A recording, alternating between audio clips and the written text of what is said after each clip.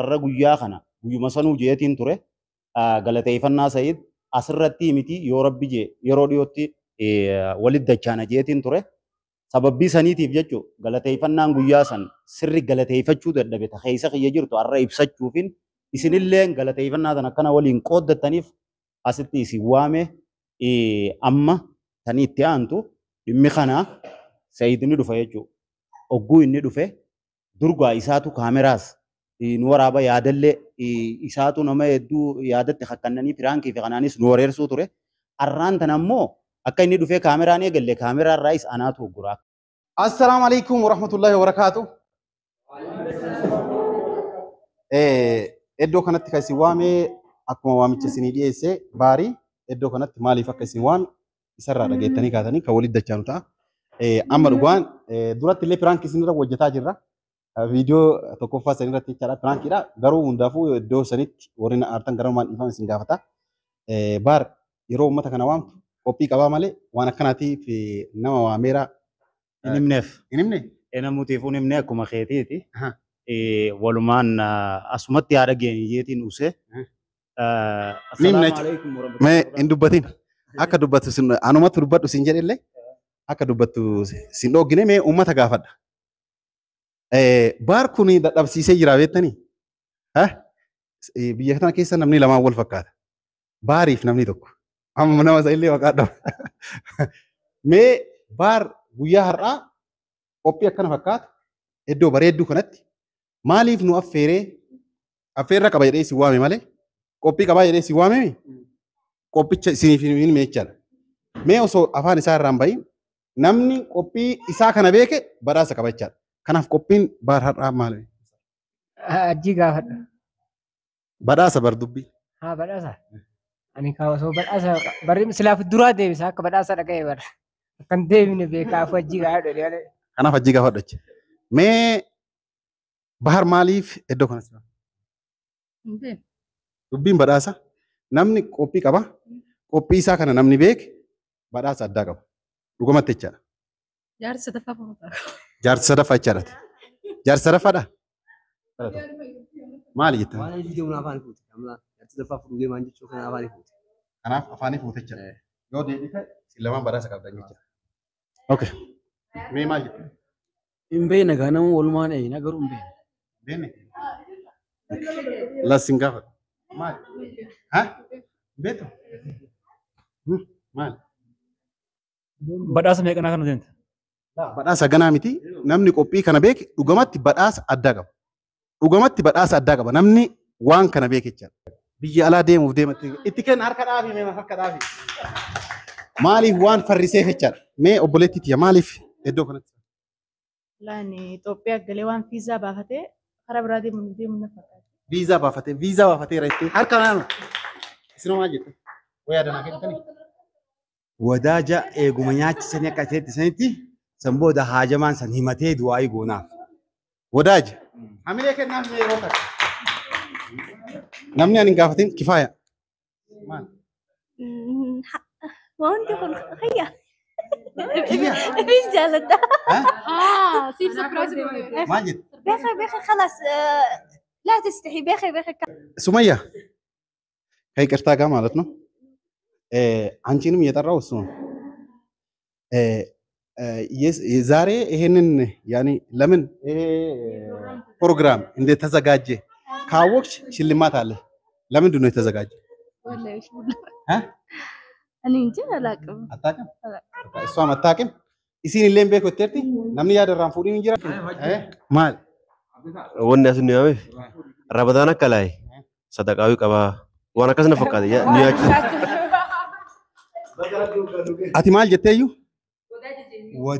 Wadaanyi eeguma nyaate haajamaan akkana jee himatee du'aayii goonaaf siin jee bawwan. Kalaas badhaasa guyyaa har'a argatee jira yeroo takka hamilee kennaafi. Maaliif nama hundattuu laa dhugumatti badhaasa qabdaa viidiyoo tokko na biraa qabda. Badhaasa hamilee kennaafi. Viidiyoo idii ta'e bareedaa isaa walii filattee viidiyoo tokko saniifuu qophii baar kana sababeeffadhee badhaasa siif qopheessee jira viidiyoo tokko qulqulluu na biraa qabda jechaadha. Kana kabajamtoota hordoftoota keenya Dhugamaa sababni dhugamaa akkoota namoonni hedduun jedhu sanii miti wadaaja erga abbaan himee ka'ee booda maal godhan jedhu nyaatanii kaatanii du'aayii godhanii wadaaja sanillee waan beekan waan jedheef kanaaf amma baaritti deebisee osoo namni wanti kun qophaa'eef iddoo kana hin dhufiniin dursitee jechaadha yaada kana beekuu waan barbaadaniif mee baaritti obboleessa keenya baaritti kennineeti onnaa innaa kaamerameen osoo yeroo takka gara nuu deebitee bareeda ture.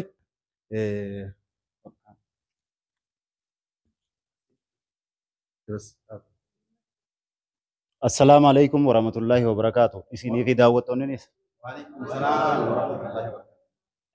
Ta duraa asitti argamuu keessaniif galatoomaadha. Yaamicha keenya hawwattanii dhufuudhaaf hedduu kabajamaan isiniin jaa. Anillee yaada isinii ibsuuf ariifachuutti hin jiru. Maaliif abbaan dhimmaa san odoo hin dhufne booda dubbachuu waan naan taaneef saniifin duratti isiniif ibsuu barbaade. Xiqqishoonni dhibooyne har'a kaameramaan keenyaas abdataadha. Abdataanis xiqqoo turee dhufee sababii saniiti xiqqishoo yeroo nuti jettee jarjarfachuu jirra. Wanni asitti argamneef dhugaa rabbii dubbachuudhaaf Oromoon akka jettu namni galata namaan beeyne galata rabbiituun beekuu jaan. Maaliif akkas jaan? Galanni rabbiitu durusa ammoo akkasumaan makluuqni lafarra jiru kun yoo galata walii beeyne galata rabbii guddaatu beeyna. Kanarra dhugaa rabbii dubbachuuf wanni har'a asitti argamneef qophiin tun qophii Sa'iid Bayaaniitiin godhe. Galateeffannaa Sa'iidiif. Maaliif galateeffannaa isaatiif gootee silaa namni ijoolleen hin jiru baga gootee maleedha. Sababbiin anis itti godhe dhugaadha.